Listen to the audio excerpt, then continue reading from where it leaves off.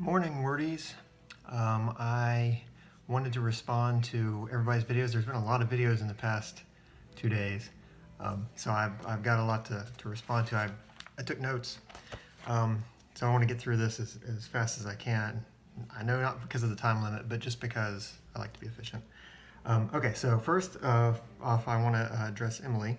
The craziest thing that I've ever written has to be I wrote my fourth novel length work, and I finished it and I edited it and I got it done and it was looking okay, and I realized I had the wrong protagonist, and so I had to completely rewrite it. And when I completely rewrote it from scratch, it was from a totally different protagonist point of view, and the story really went off the rail. It is not similar to the first story, hardly at all. It's got a couple of the same basic bones, but it's more or less a brand new story. So that's probably the craziest thing I've ever had to write, just because I didn't even know when I first started rewriting it if it was even going to work. So it turned out that it did, and it worked a lot better, and the story came out a lot better.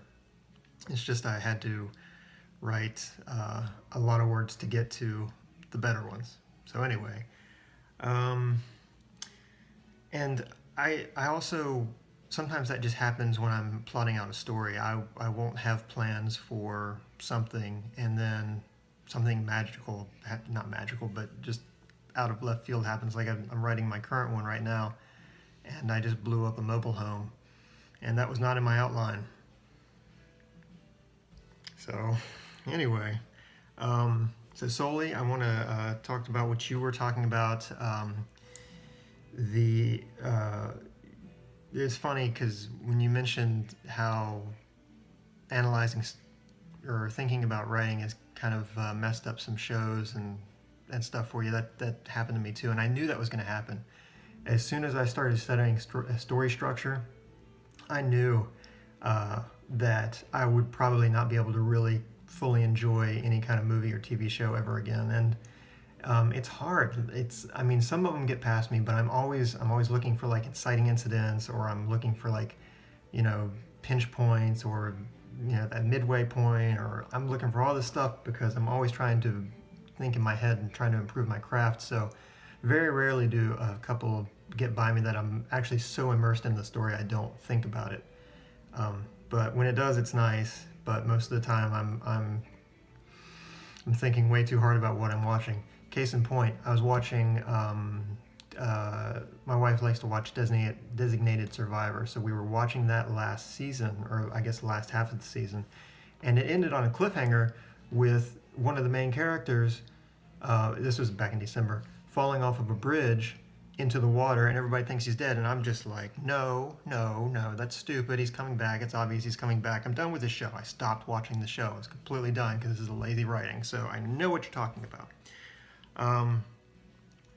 Okay, and then on to Katie's challenge about little victories.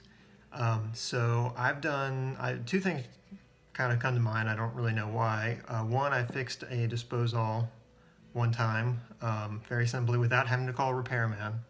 I was proud of myself for that. And one of our windows in our house kind of has this situation where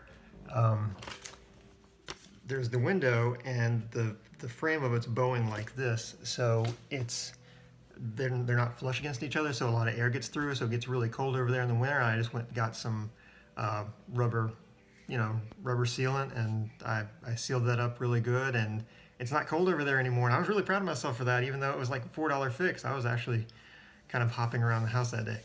So those are two very small, simple things that I was able to do that I'm pretty happy about. So anyway, and I wanted to ask a question. I want to know what kind of resources that you guys use or that you fall back on when you're, that you rely on, I guess. There's one that I wanted to tell you about if you guys don't know, and this is really cool. It's called editminion.com, editminion.com, and it's still in the beta testing phase, I think, but you can paste a paragraph or however long in there, and it'll give you things like weak words, passive voice, prepositions, homonyms, cliched sentences, which I have a hell of a trouble with. So it's really very useful, and I like it a lot. So that's one of my resources, and I'm just wondering what you guys use for your stuff. So anyway, hope you guys have a great Thursday. I think I covered as much as I possibly can, and I will talk to you guys soon. Less than a month to DFWCon. Yay.